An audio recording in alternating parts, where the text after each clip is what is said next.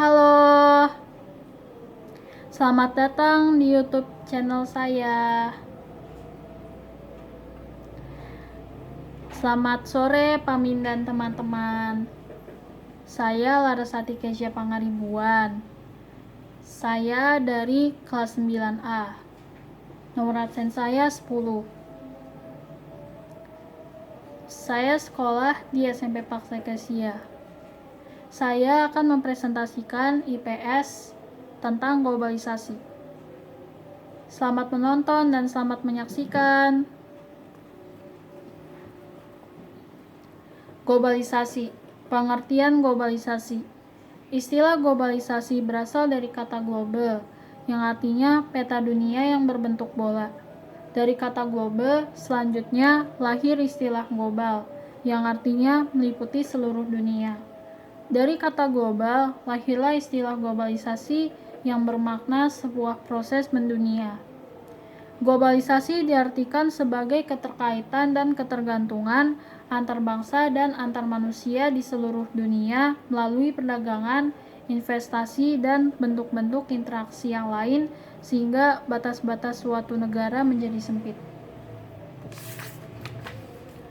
Untuk memahami lebih lanjut pengertian globalisasi, berikut ini akan dipaparkan beberapa ciri dari globalisasi sebagai bahan dari proses sosial budaya. Ciri-ciri tersebut antara lain sebagai berikut.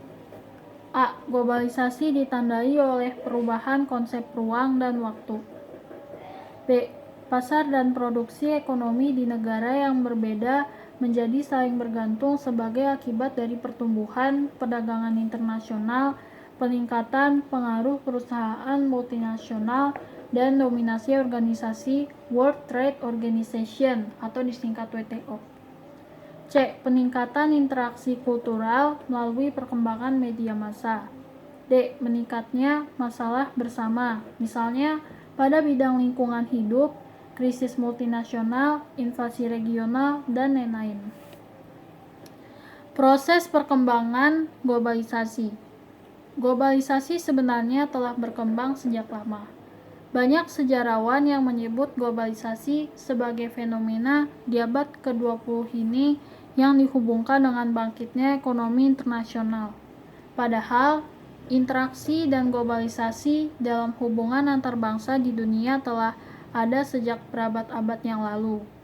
Bila ditelusuri, benih-benih globalisasi telah tumbuh ketika manusia mulai mengenal perdagangan antar negeri sekitar tahun 1000 dan 1500 Masehi.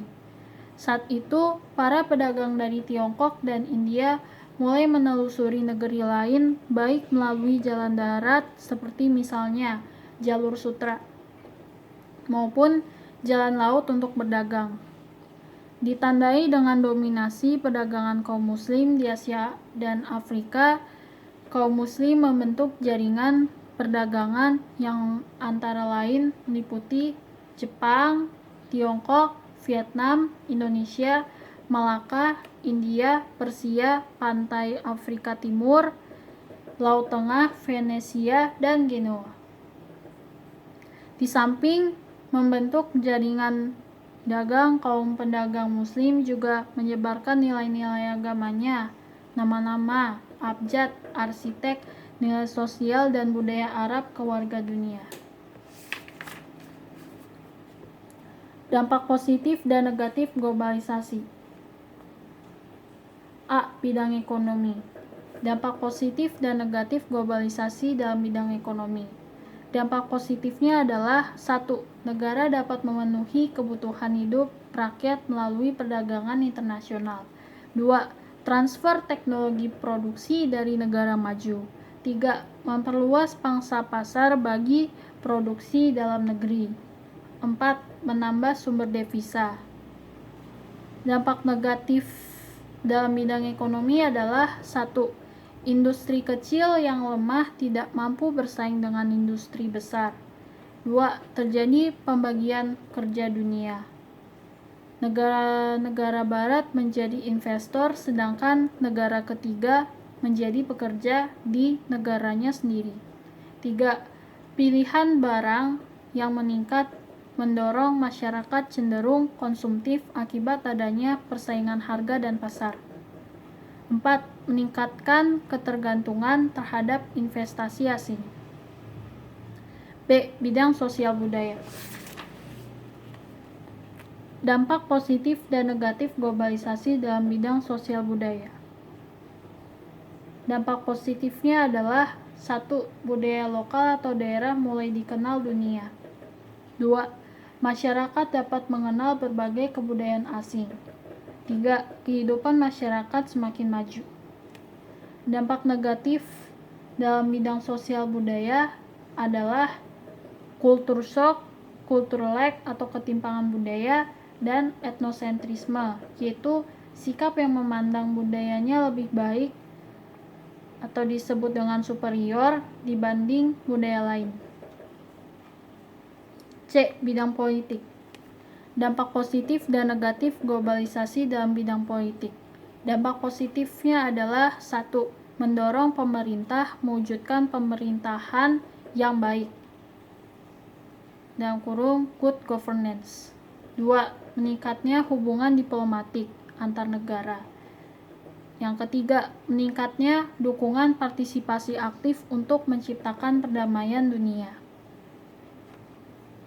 Dampak negatif dalam bidang politik adalah negara berkembang cenderung mengikuti kemauan negara maju. Kebijakan yang telah disepakati secara internasional sering tidak sesuai dengan kehidupan atau ideologi suatu negara berkembang. Konflik antar bangsa terkait kepentingan politik. Upaya menghadapi globalisasi untuk memperkukuh kehidupan kebangsaan. 1. Meningkatkan kualitas sumber daya manusia atau disingkat SDM. 2. Berpegang teguh pada norma-norma sosial. 3. Mewujudkan lokalisasi. 4. Menumbuhkan sikap bangga terhadap identitas bangsa Indonesia. Dan 5 adalah gerakan kembali ke alam atau back to nature.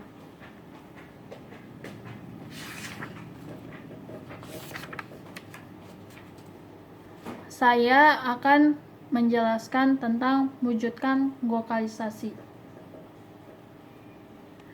Ada banyak budaya Indonesia yang sudah dikenal masyarakat dunia atau go internasional. Misalnya, beragam kesenian mulai dari gamelan, angklung, dan musik dangdut, serta berbagai kuliner khas Indonesia dari berbagai daerah mulai dari nasi goreng, gudeg Yogyakarta, dan masakan Padang. Konsep think globally and act locally merupakan inti pemikiran lokalisasi.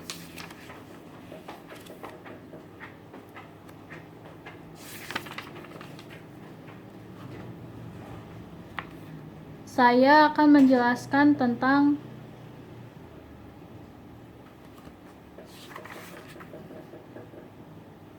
menumbuhkan sikap bangga terhadap identitas bangsa Indonesia. Kebudayaan luar yang masuk ke Indonesia sering diterima masyarakat secara utuh tanpa adanya filter yang kuat. Unsur-unsur teknologi, modernitas, dan tren masa kini dianggap sebagai budaya yang harus terus diikuti. Ketakutan masyarakat mendapat sebutan ketinggalan zaman, menunjukkan bahwa masyarakat kini cenderung berkiblat pada satu warna kebudayaan. Masyarakat yang tidak mengikuti perkembangan zaman dianggap deso ataupun kurang pergaulan. Saya akan menjelaskan tentang gerakan kembali ke alam atau disebut dengan back to nature.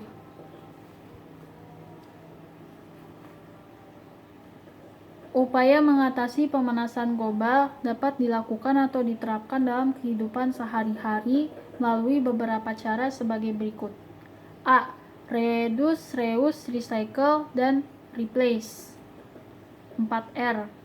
Upaya mencegah dan menanggulangi pencemaran lingkungan dan pemanasan global dapat dilakukan dengan menerapkan konsep reduce, artinya meminimalisasi, reuse, artinya menggunakan kembali, recycle, artinya mendaur ulang, dan replace, artinya mengganti.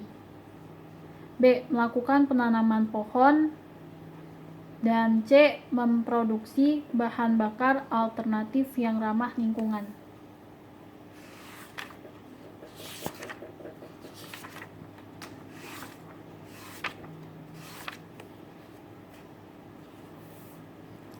Kesimpulannya adalah dari presentasi tersebut yang tadi saya jelaskan, globalisasi merupakan proses perubahan mendunia dan tidak mengenal batas wilayah.